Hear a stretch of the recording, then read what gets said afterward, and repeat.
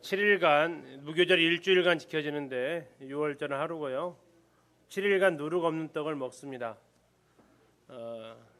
이것은 누룩이 죄를 성경에서 주로 말하고 있기 때문에 거룩한 삶, 순결한 삶, 그리스도로 말미암아 6월절량 그리스도로 말미암아 거룩하게 된 우리의 모습, 이런 부분들을 이제 다 아우를 수 있는 부분입니다. 6월절 1월 14일 바로 이어서 무교절로 이어지는데 그걸 통해서 구속과 거룩한 삶은 곧바로 이어진다라는 것을 생각할 수 있고요. 로마서 6장에서 이렇게 얘기하죠. 은혜를 더하게 하려고 죄에 거하겠느냐? 그럴 수 없느니라. 죄에 대하여 죽은 우리가 어찌 그 가운데 더 살리요? 그래서 구속받은 사람들은 나 이제 죄져도 그럼 상관없네, 그렇게 말하지 않는다라는 겁니다. 나 이제 누룩 없는 삶을 살아가는 것이 그 표현이 맞죠. 나 그럼 죄 마음대로 져도 되겠다. 이것은 구원 안 받은 사람의 대표적인 모습이지, 이 구원받은 사람이 죄에 더 거할 수 있다라고 말하는 것은 전혀 가당치 않다. 6월절 바로 이어서 무교절로 이어지고 있습니다. 대표적인 것은 무교절하면 누룩 없는 빵이 되겠습니다. 누룩 없는 빵으로 한다. 제일 기억을 해주시면 될 것 같고요. 일주일 동안 지킨다. 이것은 우리의 거룩한 삶이다. 이건 우리의 순결한 삶을 보여주고 있다. 더 나아가서 그리스도의 6월절 어린 양의 피로 우리가 순결한 상태가 되었다. 누룩 없는 삶을 살 수 있는 신분이 되었다라고 생각하시면 되겠고요.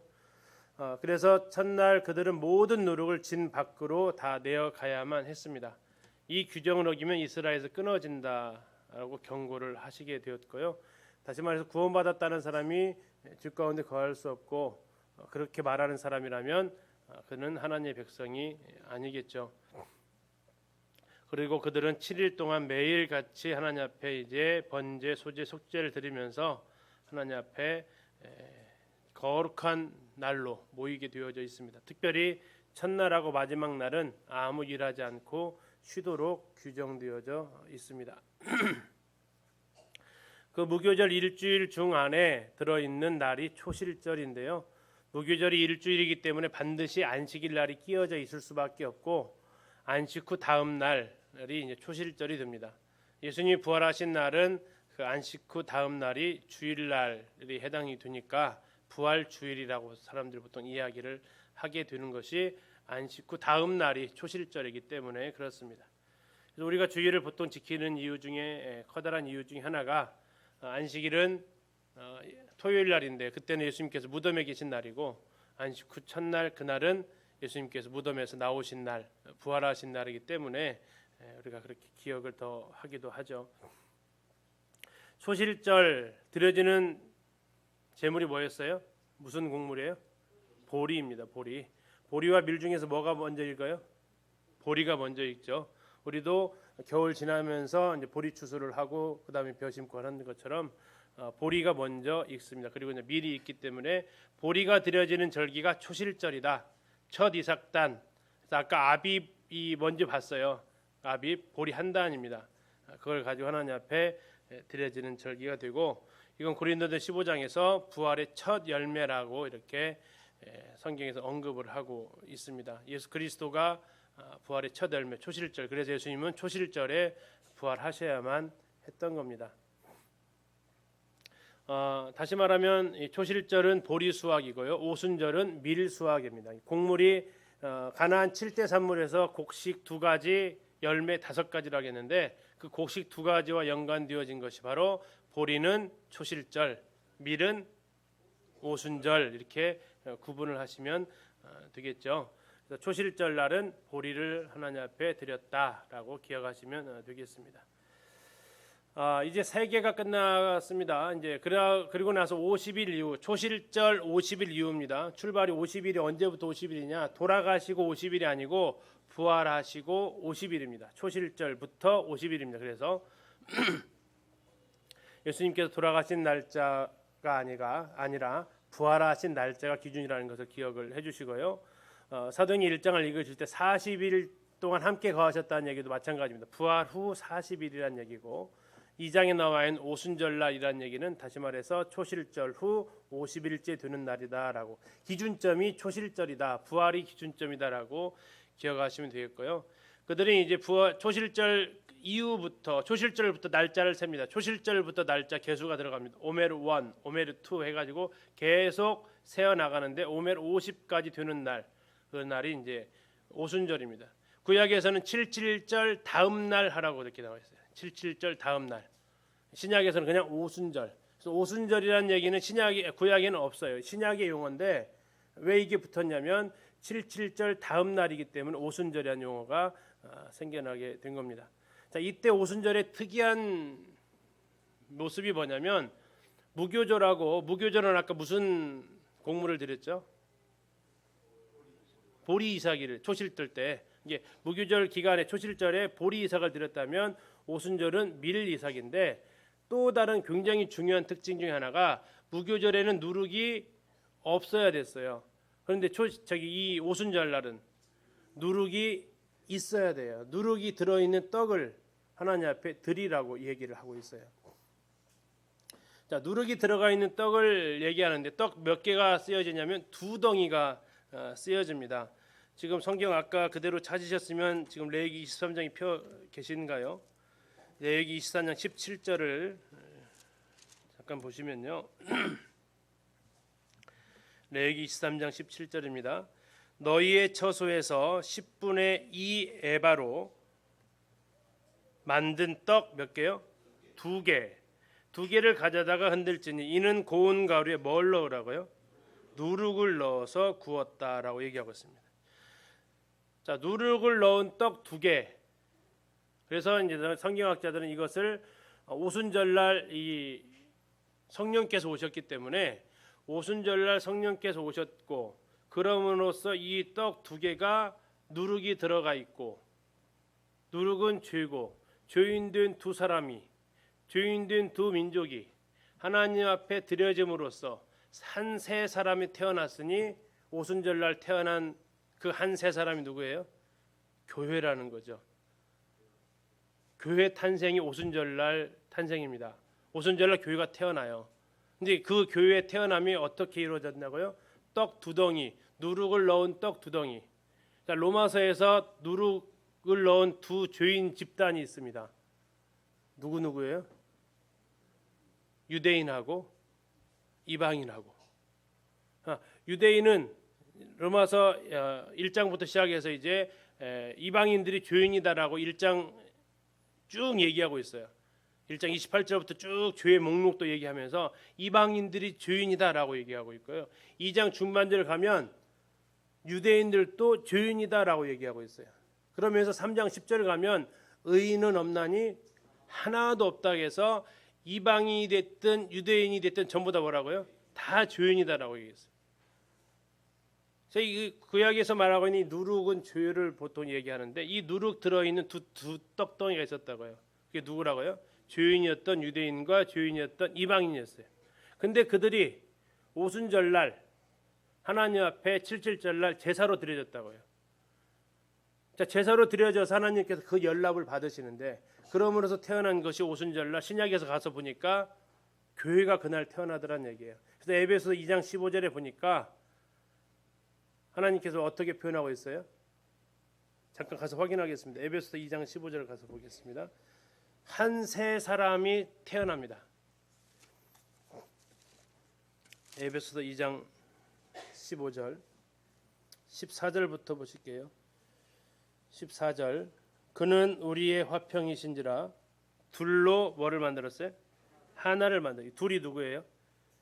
유대인과 이방인입니다. 그건 앞에서 2장 앞에도 쭉 보시면 11절부터 보시면 나와 있는 사람들이에요.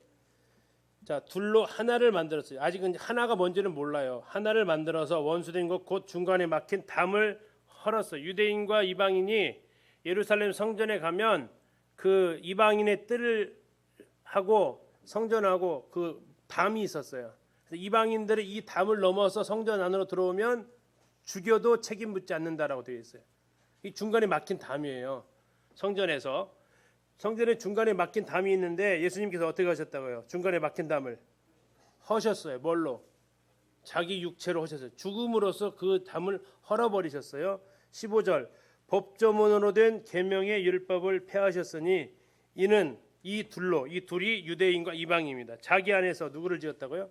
한 세 사람을 지었다. 그래서 화평하게 하셨다. 16절 또 십자가로 이들을 어떻게 해요? 한 몸으로 하나님과 화목하게 하려고 하셨다. 그래서 이제 이 오순절날 드려졌던 두 개의 누룩이 들어간 이 떡은 당시 대표적인 그 성경적 관점에서 사람을 구분하는 유대인과 이방인 개념으로서 그들이 하나님 앞에 받아들여졌던 제사, 누룩이 들어간 제사임에도 받아들여졌던 제사가 오순절 제사인데 하나님께서 그걸 통해서 한 세 사람 교회를 탄생하게 하시는 모형으로서 오순절을 하신 것으로 성경학자들이 이렇게 분별을 지금 하고 있는 겁니다. 그래서 오순절의 가장 큰 특징은 누룩 들어간 떡 두 개가 하나님 앞에 제사로 드려졌다. 죄인이었던 우리가 하나님 앞에 제사로 드려졌다라는 것을 생각하게 되고 그럼으로써 한 세 사람 교회가 태어났다라는 것을 보여주는 절기가 오순절 성령 강림절이라고 이렇게 말하고 있습니다. 이날이 이제 그 밀로 드렸다라고 기억을 해주시면 되겠습니다. 밀 수확으로 드려졌던 절기다. 초실절은 보리, 오순절은 밀. 이것을 기억을 하시고 차이점이 그렇습니다. 자, 초실절부터 오메르 계수 센다겠습니다. 오메르 49까지 세고 그 다음 날이 오순절이라고 말씀을 드렸고요.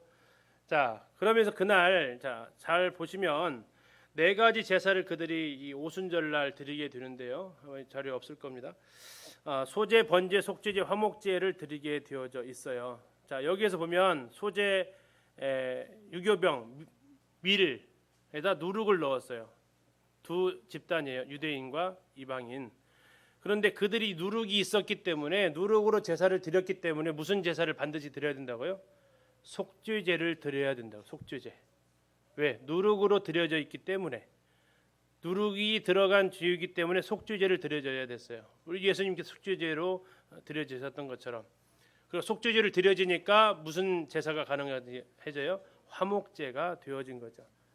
자, 이렇게 해서 이제 우리가 교회가 탄생하는 모습을 그림자로 보여주셨고 신약에서 오순절 성령 강림을 통해서 이런 내용들을 확증하셨음을 확인하게 됩니다.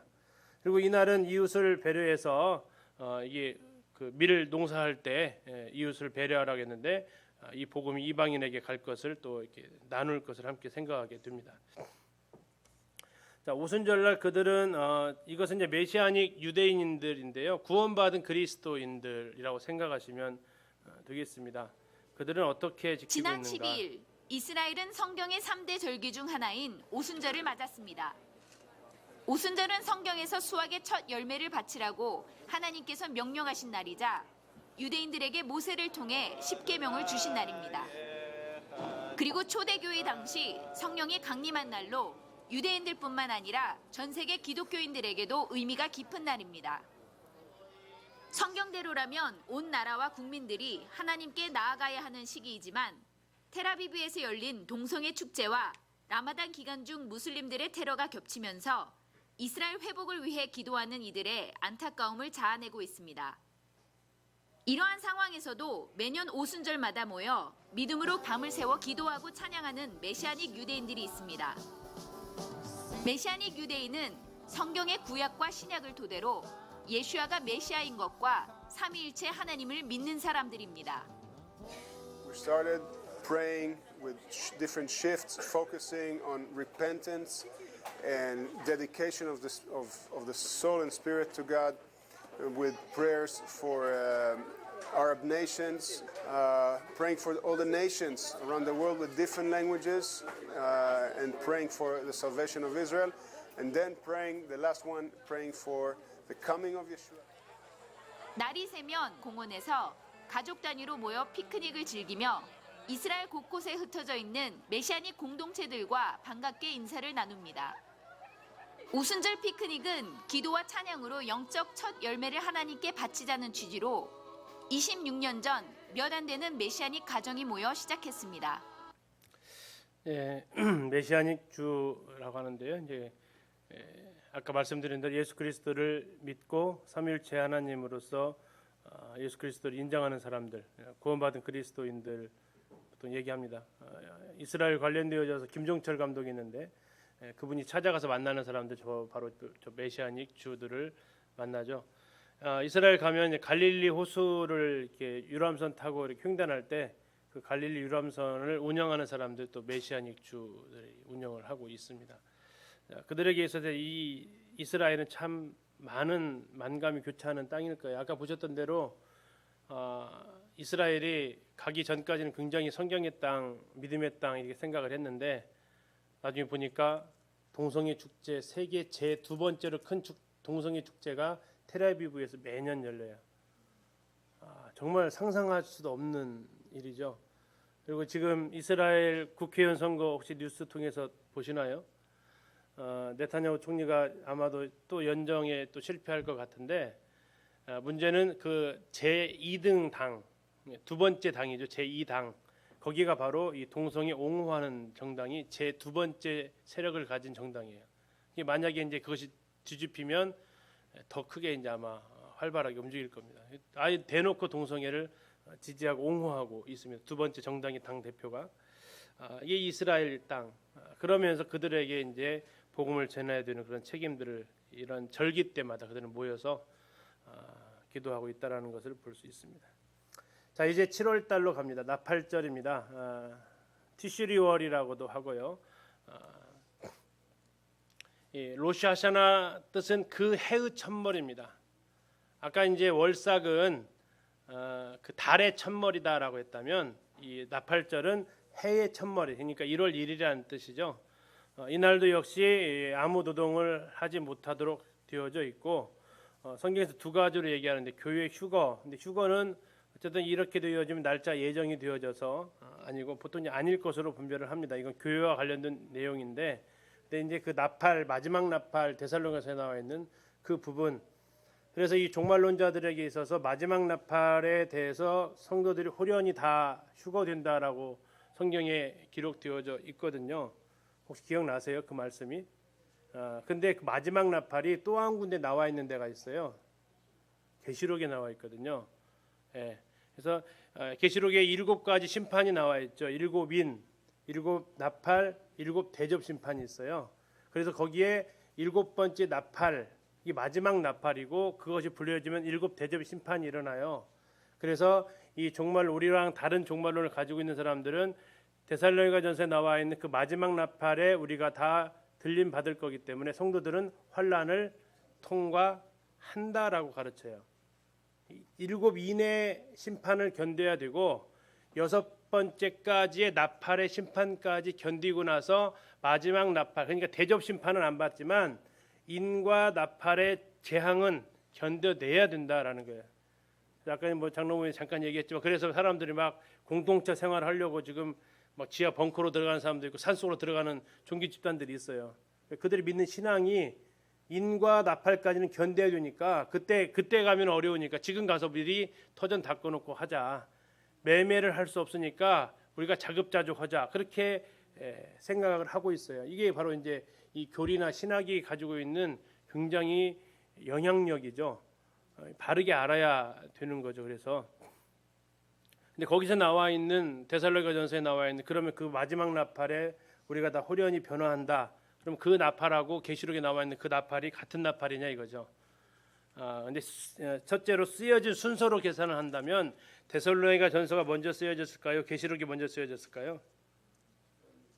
데살로니가전서가 훨씬 일찍 쓰여졌거든요. 그러면 데살로니가전서가 그 마지막 나팔이라면 데살로니가전서를 썼던 사도 바울은 요한계시록에 있는 그 내용을 알고 썼어야 이해가 그 앞뒤가 맞아요. 내가 쓴 마지막 나팔은 요한계시록에 있는 그 나팔이라면 요한계시록이 먼저 쓰여져야 된다고요. 그리고 너희들 알지? 그 마지막 나팔에 우리가 올라갈 거야. 근데 이게 순서가 데살로니가전서가 먼저 쓰여졌다고요. 사도 바울은 사도 요한이 쓴 7나팔은 들어보지도 못하고 순교하셨어요. 60년대에. 그것은 90년대에 썼고. 그래서 마지막 나팔이 그 나팔이 아니라는 거예요. 이해 가시죠?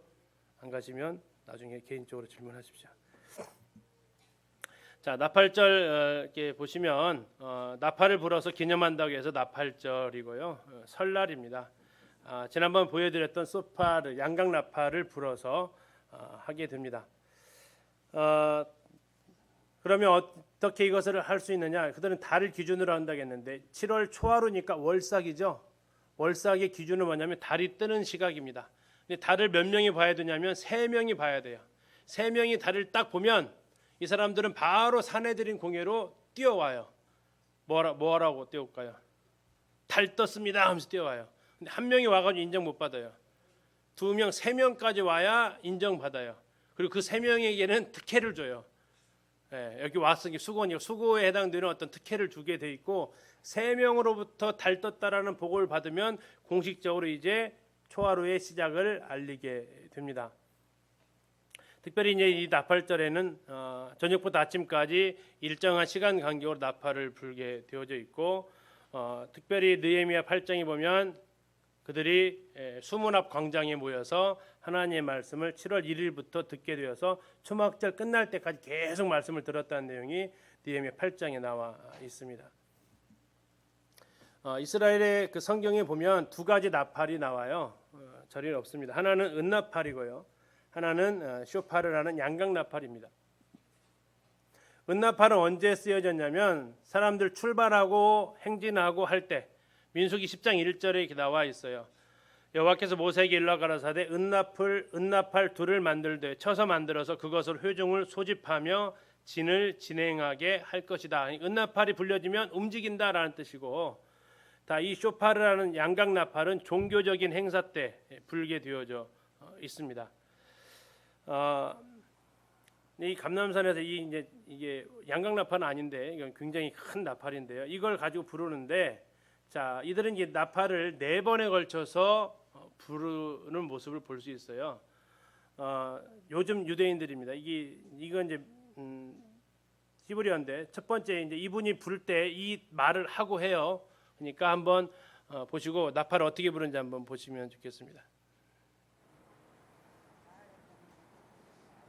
테키야! 자, 테키야 하죠. 길게 울려 봅니다. 샤바림! 짧게 3번. 테루아! 네, 짧게 9번 봅니다. 다시 테키야 부르고요. 테키야 가돌라!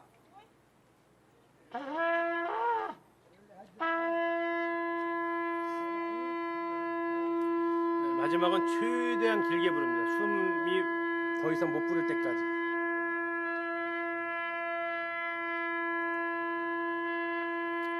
굉장하죠. 네, 애쓰셨네. 자 이렇게 되면 그들이 나팔을 불려주는데 이제 이것을 연구하는 성경학자들 중에서 일부가 이렇게 얘기를 합니다. 저는 의미가 있다고 일단 생각을 하고요. 이게 맞다라고보다는 그럴 수 있겠다라고 인정을 하는 건데 마지막 나팔이 지금 뭐 불렀냐면 테키야 하그둘라라고 이렇게 불러요. 그것은 이리로 올라오라라는 뜻을 가지고 있어요. 이 단어 자체가. 이것은 최대한 길게 불러서 강림하신다, 재림하신다라는 뜻을 가지고 있어요. 여기 지금 감람산에서 부른 이유가 있어요. 예수님 재림하실 때 강림산에 임하실 거거든요. 자 이렇게 이 나팔 소리가 그냥 아무렇게 부르는 게 아니라 그 의미를 가지고 있어요. 자 왕이 오신다, 이제 전쟁을 선포하는 거죠. 전쟁을 통해서 왕이 오셨다. 그리고 왕이 이기셨다. 이제 겸손해라. 왕 앞에 낮아져라. 그리고 회개해라. 그리고 이제 3번째 트루아하면서 깨어나라, 각성해라라는 뜻을 가지고 마지막 4번째가 이리로 올라오라라는 뜻을 가지고 있어요. 그래서 데살로니가전서에 나와 있는 마지막 나팔에 우리가 변화된다라고 했을 때 이 4번째 그들이 불렀던 이 나팔절에 울려 불렀던 이 4번째 이 나팔의 그 의미가 아니겠느냐. 마지막 나팔에 우리가 손씩 호리에다 변화된다고 했는데 나팔절에 울려 불렀던 4번째의 저 나팔 소리가 이리로 올라오라는 뜻을 가지고 있어서 그렇게 생각하는 분들이 좀 있습니다. 저도 이제 이번에 공부하면서 좀 봤는데 이것도 일리는 좀 있겠다라고 싶습니다. 좀 더 공부해야 될 부분인 것 같긴 해요. 나팔절은 아까 말씀드린 대로 하나는 교회 휴거, 또 하나는 주님의 재림, 두 가지 예수님이 다시 오시는 것을 보는데 이 두 사건은 우리가 아는 대로 시기가 다를 것이다. 지금 이 자료는 GNTV에 올라와 있는 이광경 선생님 자료인데 이광경 선생님도 이 두 시기는 다르고 이 나팔절은 휴거보다는 주님의 재림 쪽에 더 가깝다라고 이야기는 하고 있습니다. 그래서 이제 나팔을 불렀던 이 나팔절에 불렀던 나팔의 네 번째 나팔, 마지막 나팔, 그것이 데살로니가전서에 나와 있는 그것이 아닐까라고 생각은 해봅니다. 그러나 나팔절이 가지고 있는 의미는 주님의 재림이다라고 생각하시는 게 좋을 것 같습니다. 7월 10일 날 대속죄일로 넘어갑니다. 이건 우리가 자세하게 살펴보셨죠. 대제사장만 일하는 날이고 대제사장이 1년에 하루 들어갈 수 있는 날이고 이것은 이스라엘 백성의 1년 동안 지었던 모든 죄를 해결하는 날이다. 이걸 통해서 이스라엘 백성들은 정결케 되어졌고 이것은 그리스도의 대속의 죽음을 보여주고 있다. 아사셀 염소가 또 죄를 지고 죽었던 것처럼 아사셀 염소 말고 하나님 여호와를 위하여 뽑혔던 그 염소가 이스라엘 백성의 죄를 지고 죽었던 것처럼 그 두 염소가 예수 그리스도를 보여주고 있고 대제사장은 가족을 위해서 죽었던 송아지가 또한 예수님을 보여주고 있어서 히브리서 9장 12절에서 말하고 있는 염소와 송아지의 피로 안위했다라는 그 말씀이 바로 이 대속죄를 보여주고 있는 구절이다라고 이렇게 말씀을 드렸습니다. 이들은 7월 1일 나팔절부터 시작해서 이제 계속해서 죄를 회개하고 사람들한테 잘못했던 거 사과하고 용서받는 서로 사과하고 용서받는 그 시간으로 열흘간을 보내게 되고요. 그리고 나서 대속죄일에 이제 그들의 모든 죄를 지고 죽어가는 이 아사셀 염소를 기억하면서 그들은 1년 동안의 모든 죄의 값이 해결되는 이런 기쁨을 또 맞이하게 됩니다. 아무도 죄에 대해서 일할 수 없었고 대제사장 한 명만 일했던 것처럼 우리의 죄를 위해서도 우리의 대제사장 되시는 예수 그리스도만 그분만 홀로 십자가 지시면서 그분만 일하셨다라는 것을 우리가 생각하게 하는 날이 되겠습니다. 다음에 초막절입니다. 초막절은 장막절, 수장절, 장막은 이제 텐트 쳤다라고 생각하시면 되고 수장절은 곡식을 저장한다라는 뜻을 가지고 있습니다. 수콧이 뭐냐면 이제 수카가 그 천막이라는 뜻 히브리어예요. 수콧은 복수입니다. 이게 많은 천막들이 쳐져 있었기 때문에 그때를 초막절이다라고 부르게 되어져 있습니다. 오늘날로 말하면 추수감사절에 해당되는 부분이 되겠습니다. 그러나 이들은 초막을 치는 이유는 그들이 애굽에서 나와서 출애굽했던 그때를 회상하면서 그들이 광야에 거하면서 그들이 텐트 치고 살았던 이것을 떠올리게 만들기 위한 목적을 가지고 있습니다. 그리고 그들이 이제 그렇게 생활하면서 뭘 항상 고대했냐면 가나안 땅에 들어가는 것을 굉장히 기대하면서 그들이 살게 되었고요. 하나님께 약속하신 것을 감사하며 이 시간을 보냅니다. 스가랴 14장 16절에 보면 그들에게 약속되어진 마지막 이 천년왕국이 나와 있는데 바로 이 초막절은 천년왕국의 상징으로 기록되어져 있습니다. 이 초막절은 7월 15일 날 시작을 합니다. 그리고 일주일간 지켜지게 되고요. 일주일이 끝나는 8일째 날은 거룩한 대회라고 합니다. 그래서 이 첫날과 8일째 되는 날은 안식하는 날로 그들이 하게 되고요. 이때 그들은 초막 생활을 하게 됩니다. 그리고 옛날에 광야에서 살았던 것들을 떠오르게 되고 지금도 그들은 초막을 이때 두며 초막을 짓고 살아가게 됩니다. 초막절날 제사를 드렸는데 일주일 동안 드렸던 제사를 쭉 계산을 해봤어요. 첫째 날 수송아지 13마리부터 출발하고 둘째 날 한 마리씩 줄여갑니다. 셋째 날 11마리, 넷째 날 10마리 이렇게 쭉 줄여가요. 그리고 마지막 날 수송아지 7마리 드리고 나머지 동일하게 드리는데 파란색 글씨 한번 보세요.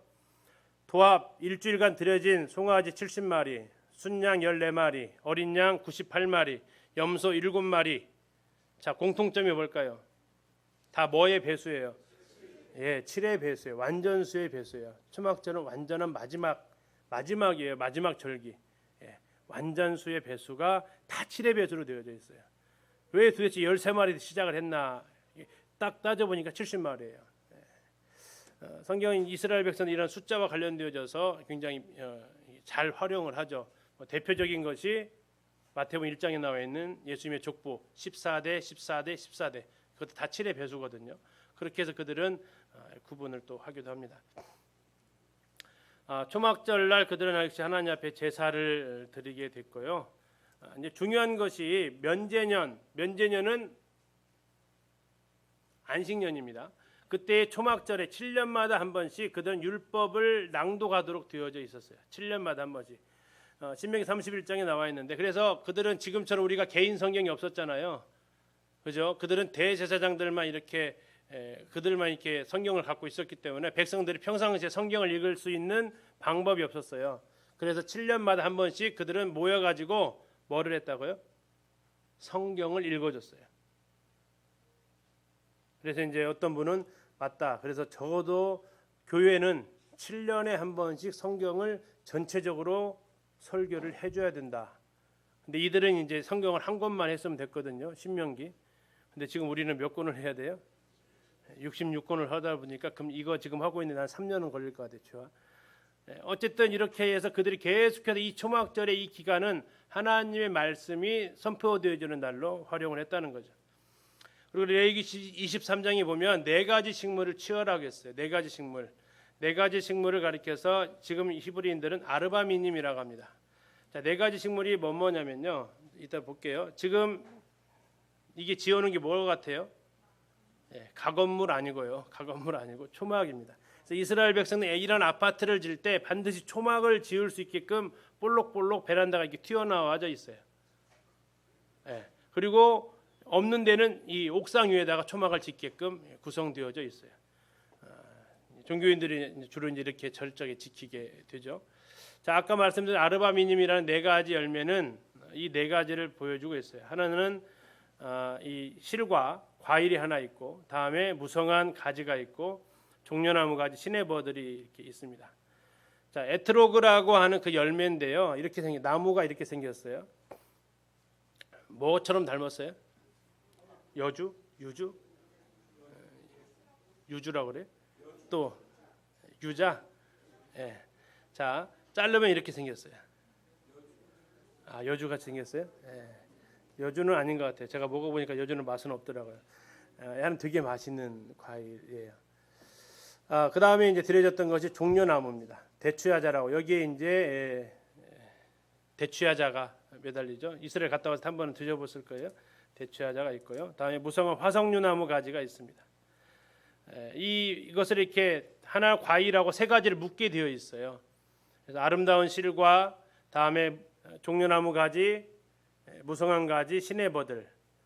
여기에 대해서 이거 네 가지 의미가 뭐냐? 지금 이제 이것을 만드신 분은 우리 이광경 선생님인데 형제님 이렇게 번역했어요. 아름다운 실과는 풍성한 열매다. 다음에 종려나무는 오아시스다. 무성한 가지는 생명력이다. 다음 시내버들은 쉼과 물이 있다. 다 좋은 의미로 썼는데 이스라엘 사람들한테 물어보니까 이스라엘 사람들은 아니래요. 이게 이스라엘 사람들은 그러면 이것을 어떻게 생각하느냐? 잠시 영상을 좀 보실게요.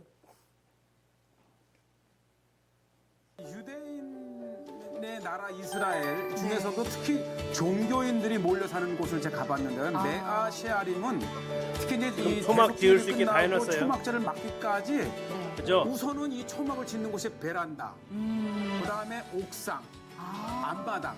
그러니까 요즘과 같이 이제 이 아파트식인 경우에는 거의 옥상에 또는 이 베란다에 얼마나 성경대로 하려고 하는지 그 형상. 몸부림을 치고 있는 거죠. 저것을 이제 짓기를 시작을 하고 본받아야 이 될 짓고 부분인 것 나면 같아요. 그 지붕을 덮는 게 바로 이 종려 가지입니다. 나무 가지로 또 그 지붕을 예, 이 스가가라고 하는 네. 곳인데 한번 생각해 보세요. 이 네. 이스라엘의 모든 유대인들의 가정마다 지은 초막에 얹을 이 종려나무 가지는 엄청나게 필요합니다. 그렇군요. 그러니까 이 초막을 짓는 방법도 성경에 다 나와 그렇죠. 있는 거죠. 우선은 이 초막은 하늘에 별이 보이게끔 엉성해야 되기 때문에 또 광야에서 쉽게 얻을 수 있는 이 종려나무 가지를 그리고 이게 이제 모자라잖아요. 그래서 이집트에서 수입을 해옵니다. 그렇게까지 해서 초막을 네, 짓는 그러니까 이 초막절이 다가오면 이 이스라엘과 이집트 사이에 엄청난 거래가 이루어져서 이 초막절에 덮을 이 이제 종려나무 가지를 대대적으로 하고 네. 이렇게 초막을 짓고 난 다음에 중요한 일이 네. 이 초막절 1회 동안 기도할 기도 이게 도구를 에트로그라고 만드는 했죠. 거예요. 도구도 직접 만들어요. 자, 뭐가 있냐면요. 초막절. 초막절을 오늘 저녁부터 시작을 하는데 유대인들은 초막절 때 아르바 미님이라고 하는 네 가지 식물을 가지고 기도를 합니다. 첫째로 이제 이 에트로그라고 하는 것인데요. 이 에트로그는 아마 이 성지에서 찾아볼 수 있는 가장 향이 좋고 맛이 좋은 이 에트로그, 그다음에 이 아라바라고 하는 고들리, 아라바라고 하는 무성한 가지. 고드나무, 하다스라고 하는 이게 이제 고들가지죠. 무성한 가지, 하다스라고 하는 것. 그다음에 마지막으로 잘 만져야 되는데요. 이 룰라브라고 하는 종교 가지를 들고 이 네 가지를 함께 들고 동서남북으로 기도를 합니다. 그러니까 이제 우리가 이 설이나 추석 명절이 되면 그 명절 준비가 이제 분주하잖아요. 네, 그렇죠. 유대인들에게는 어떤 명절 준비가 있냐면 특히 이 초막절인 경우에는 먼저 이것이 에트로그라고 하는 과일이에요. 아, 그렇군요. 이- 뭔가 레몬 같기도 하고 유자 맞아요, 같기도 맞아요. 하고 자, 그러네요. 이게 의미예요. 그래서 에트로그. 향이 굉장히 강하고 그리고 맛이 최고입니다. 아, 맛이 좋아요. 네, 그러니까 유대인들은 이제 그 네 가지 식물을 가지고 기도할 때 첫 번째로 이 구하는 것이 바로 이 에트로라고 하는 것인데 한번 보시죠. 어떤 맛인지 이게요. 궁금해요. 네, 이게 저는 무슨 기준으로 하는지 모르지만 네. 이게 몇만 원에서 몇십만 원까지 갑니다. 아, 그러니까 말하자면 최상급의 상품인 거네요. 예, 지금 막 그들- 빛으로 막 확인해 보고 계세요. 저게 네. 빛과 돋보기를 보는 거예요. 그러니까 아마 이 표면이 나름대로의 기준이 있나 봐요. 네. 맛도 이것을 좋고 향기도 심하게 좋다라고. 하는데 유대인들은 저 에트로그는 맛도 좋고 향이 좋다 그러잖아요. 네. 그래서 이거를 토라를 알 뿐만 아니라 행함도 있다. 라는 상징적인 것이 에트로그. 그렇군요. 그 다음에 이것이 이제 하다스라고 하는 것인데요. 이 하다스도 좀 보시죠. 네, 아주 세밀하게 그러네요. 그냥 고르는 게 아니라 막 이렇게 다 네, 살펴보고 뭐 이렇게 하나하나. 돋보기까지 동원을 해놔서 이제 하나하나 보는데 이 하다스라고 하는 것은 맛은 없대요. 네, 그런데 향이 좋답니다. 향이 좋아요. 네, 그러니까 두 번째를 이제 소개하고 있는 네. 거예요. 이 하다스는 저렇게 골래면서 나름대로의 이제 그 정성을 가지고 하는데 이 하다스가 상징하는 것은 비록 토라는 알지 못하지만 네. 향이 있잖아요. 그래서 행함이 있는 행함이 있는 그런 사람. 유대인들을 가리킬 때 예, 상징적으로 이 하다스를 쓰고요. 굉장히 비유적이네요. 그렇죠. 그 다음에 이제 또 이분들이 구하는 것 중에 하나가 바로 요게 이제 룰라브라고 하는 것인데 역시 종려나무 가지에서 나오는 아, 겁니다. 이것도 종려나무에서. 네. 우리가 종려 열매 하게 되면 많이 드셔보시기도 네, 하시지만 맞아요. 맛이 굉장히 좋아요. 달죠. 그런데 향이 없습니다. 아, 이건 또 맛이 있는데 향이 없다. 없네. 그래서 이것을 이제 토라를 알기는 알되 행함이 없는 유대인들을 없네. 가리킬 때에 바로 이 룰라브에 이렇게 비유를 하기도 하고요. 네. 우리가 이 초막절이 다가오면 이 유대인 시장에 가면 정말 많은 유대인들이 하나 툭툭툭 사면 될 것 같은데 그러니까요. 하나하나 저렇게 세심하게 해야 되기 때문에 몇 시간 걸려요. 자, 보시죠. 뭐 이렇게도 보고 저게 네, 저렇게도 보고. 그리고 아주 정성을 다해서 내가 이제 7일 동안 하나님 앞에 이 광야 40년을 기억하면서 그 하나님의 은혜를 이렇게 놓고 기도할 얼마나 진지해요. 그 마음가짐이 이렇게 있는 거예요. 뭔가 저희가 모르는 분명한 기준이 있는 것 같습니다. 아무래도. 그렇죠. 네. 그러니까 저 보세요. 돋보기로. 근데 중요한 것은 뭐냐면 이 사람들이 골래고 이렇게 선택되지 않은 게 안 팔리는 게 아니고 네. 결국은 그 다음 사람이 삽니다. 그렇죠, 그렇죠. 또 그 안에서 또 고르고 그렇게 해서 또 사가겠죠. 네. 자, 이것이 이제 아라바라고 하는 이제 버들가지인데 네, 이것은 마지막. 맛도 없고 향도 없는. 아, 맛도 없고 향도 없고. 그래서 이 진짜 없네. 버들가지가 상징하는 것은 이 토라를 알지도 못할 뿐만 아니라 행함도 없는 유대인들을 말할 때 네. 바로 이 아라바라고 하는 버들가지의 비유를 하기도 합니다. 그러니까 이 그렇게 해서 이제 유대인들이 이렇게 골래 자, 의미가 좀 달랐죠? 자, 에트로가 뭐라고요? 말씀도 알고 행함도 있고. 다음에 종려나무는 그 종려나무 전에 이 화석류는 앞서 왔죠? 화석류는 맛은 없는데 향은 있고. 다음에 그러면 말씀은 모르는데 지키긴 하고. 다음에 종려나무는요? 말씀은 아는데 행함이 없고, 이 버드나무 가지는요 맛도 없고 말씀도 모르고 행함도 모르고. 근데 이걸 네 개로 다 묶어서 해요. 왜 그럴까요? 에? 그래도 우리는 한민족이다. 그래도 우리는 한민족이다. 예, 나는 네 가지 중에 뭐예요? 문제는 나는 뭐냐 이거죠. 나는 에토로그예요, 종료예요, 무성한 가지예요, 시네버들이에요. 우리 하나님 말씀을 알고 행하는지, 모르지만 행하고 있는지, 알고도 안 행하는지, 관심도 없고 행하는 것도 없는지. 그러나 어쨌든 이스라엘들에게 있어서 이 네 가지를 같이 이렇게 손에 잡고 기도를 해요. 회복시켜 달라고. 우리는 그래도 다 하나다라는 얘기, 차별하지 않고 그런 기도하는 모습. 시간이 다 돼서 다음 때 이거 들고 기도하는 모습을 좀 같이 좀 보면서 다음에 초막절 이어서 좀 더 말씀드리도록 하겠습니다. 오늘은 이제 절기 초막절 다 못 끝냈는데요. 초막절하고 밑에 부분 좀 더 하고 다음 주에 민수기 이어서 가도록 하겠습니다. 형제님 기도해 주시고 마치도록 하겠습니다.